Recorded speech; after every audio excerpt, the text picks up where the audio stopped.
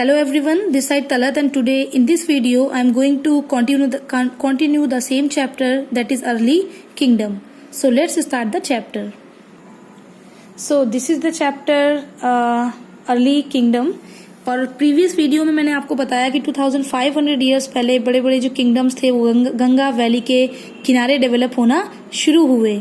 इसके बारे में हमें पता कहाँ से चलता है? इसके बारे में हमें पता चलता है वैदिक टेक्स्ट जैसे कि ब्राह्मणास, उपनिषद और बुद्धिस्ट टेक्स्ट जैसे कि जातक टेल। तो ये कुछ इसके एग्जाम्पल्स हैं जो हमें उस टाइम के बारे में बताते हैं। इस टाइम पर जनपद और महाजनपद होते थे। तो जनपद और महाजनपद जो छोटे छोटे ग्रुप थे वो जनपद कहलाते थे, और उसमें से जो बड़े बड़े ग्रुप थे वो बड़े बड़े ग्रुप बाद में महाजनपद बन गए, और यही महाजनपद बाद में जाकर ये किंगडम्स का इन्होंने किंगडम्स की फॉर्म में ये हमारे सामने आए। जनपद टू टाइप्स के होते थे, रिपब्लिकन जनपद और मोनार्चिकल जनपद। रिपब्लिकन महाजनपद वो होते थे जिसमें राजा नहीं होता था बल्कि कुछ कॉमन लोगों का एक ग्रुप वहां पर रूल करता था। मोनार्चिकल महाजनपद वो महाजनपद थे जिसमें एक राजा होता था, उसके पास एक बड़ी आर्मी होती थी और उसके बहुत सारे रेवेन्यू के सोर्सेज होते थे। और किंगशिप, राजा होना हेरिडिटेरी था, यानी राजा का बेटा राजा, उसके बाद उसका भी बेटा राजा बनता था।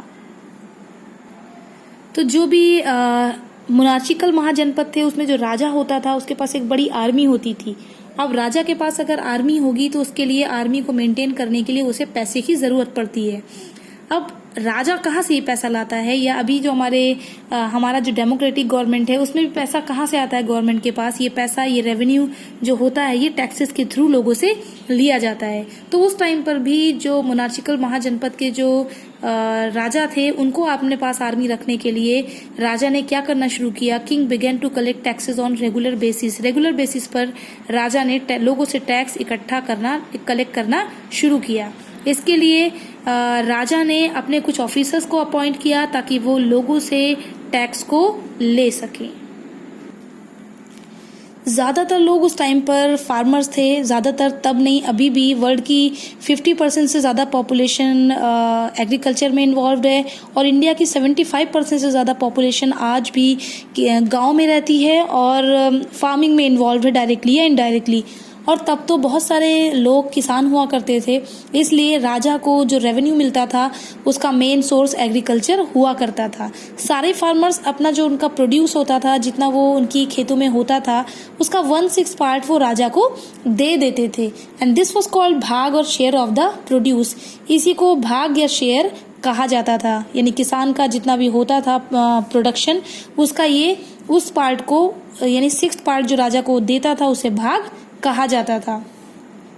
इस टाइम पर, जिस टाइम पर महाजनपद या जनपद थे, उस टाइम पर किसानों ने उसी जमीन से जिस पर वो खेती कर रहे थे उससे उन्होंने ज्यादा ग्रो करना शुरू किया। और जो ज्यादा ये ग्रो कर रहे थे, ज्यादा प्रोड्यूस इनको मिल रहा था, उसके पीछे 2 फैक्टर्स थे। पहला फैक्टर ये था कि ये लकड़ी के बजाय, वुडन प्लफ के बजाय आयरन प्लफ को यूज कर रहे थे, और आयरन प्लफ को ज्यादा यूज करने की वजह से इनका जो प्रोडक्शन था ये बढ़ गया था। दूसरा कि ये उस टाइम के जो किसान थे, जो फार्मर्स थे, दे स्टार्टेड ट्रांसप्लांटिंग पैडी। इन्होंने पैडी जो एक पौधा होता है, चावल का जो पौधा होता है, that is called as paddy, तो उस पौधे को उन्होंने ट्रांसप्लांट करना शुरू किया।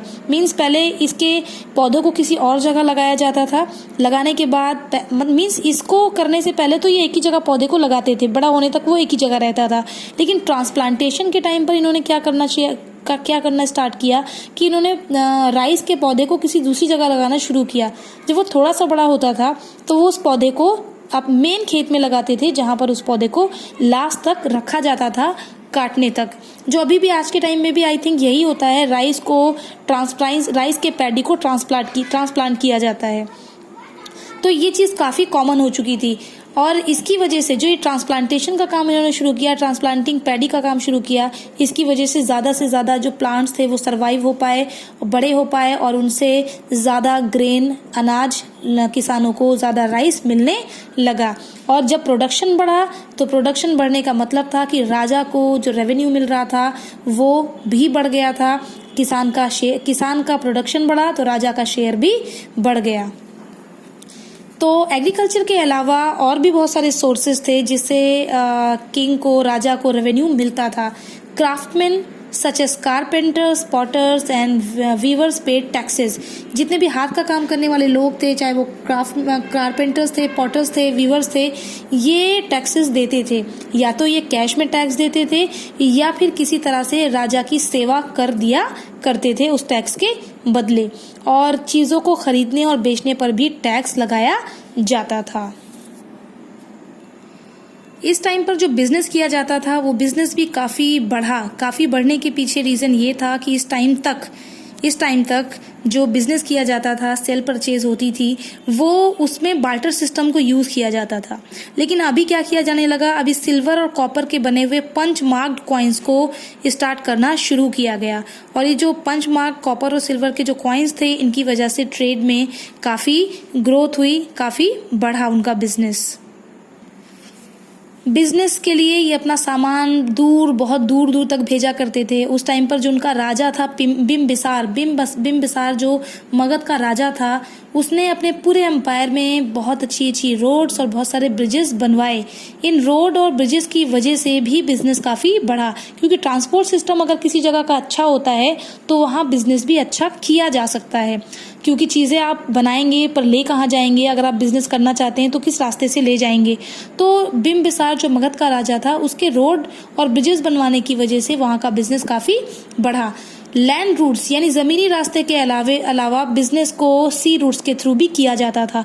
सी रूट्स के थ्रू किया जाने का मतलब ये है कि सी के दूसरी तरफ जो एरियाज थे, जो नेबरिंग किंगडम्स थे या नेबरिंग कंट्रीज थे, वहाँ पर भी बिजनेस किया जाता था। वो चीज़ें जो बिज़नेस में, ट्रेडिंग में यूज़ की जाती थी, सेल या परचेज़ की जाती थी, लाइक जनरली वो जो जिस चीज़ों में डील करते थे, सिल्क, मुस्लिन, परफ्यूम्स और आइवरी में ये लोग डील किया करते थे। So this was about trade. Now next is towns. वो विलेजेस जिनका साइज़ बड़ा था, जो साइज़ में बड़े हो चुके थे, बाद में वही जाके आगे टाउन बने। और टाउन जनरली कहाँ पर बड़े हुए? टाउन उस जगह पर बड़े हुए जहाँ पर ट्रेड के सेंटर्स थे या आर्ट एंड क्राफ्ट का काम किया जाता था। उस जगह पर जो छोटे छोटे गांव थे वो टाउन में कन्वर्ट हो गए। Sometimes artisans and craftsmen came together to work as a group. कई बार हाथ का काम करने वाले लोग, क्राफ्टमैन जो लोग थे, वो एक साथ मिलकर आए और उन्होंने अपना एक ग्रुप बनाकर काम करना शुरू किया। यही वो जगह जहाँ पर ये आर्टिसंस और क्राफ्टमैन मिलकर ग्रुप बनाकर इन्होंने काम करना शुरू किया, बाद में यही जगह टाउन बन गई। उज्जैनी, वैशाली, अयोध्या, कौशाम्बी, ताम्रलिप्ति और चंपा, ये कुछ इम्पॉर्टेंट टाउन हैं इस टाइम के, जब जनपद और महाजनपद होते थे। सोसाइटी को ग्रुप में वर्ण में डिवाइड किया गया था, और ये जो 4 वर्णास थे, सबसे ऊपर ब्राह्मण्स, उसके बाद क्षत्रियास, वैश्यास और शूद्रास को रखा गया था। और जो ये लोग होते थे, लोगों को वर्ण में डिवाइड करने के लिए बर्थ की बेसिस पर लोगों को वर्ण में डिवाइड किया जाता था। जो जिस फैमिली में जिसका जन्म होता था वो उसी वर्ण का माना जाता था। मीन्स ब्राह्मण की फैमिली में जिसका जन्म होगा वो ब्राह्मण्स में होगा, और लाइक शूद्रास में जन्म लेने वाला शूद्रास वर्ण में माना जाएगा। People of different varnas perform different task, यानी अलग अलग वर्ण के जो लोग थे वो अलग अलग कामों को करते थे। ब्राह्मण से उम्मीद की जाती थी कि वो वेदास को पढ़ें और वेदास को पढ़ाने का काम करें,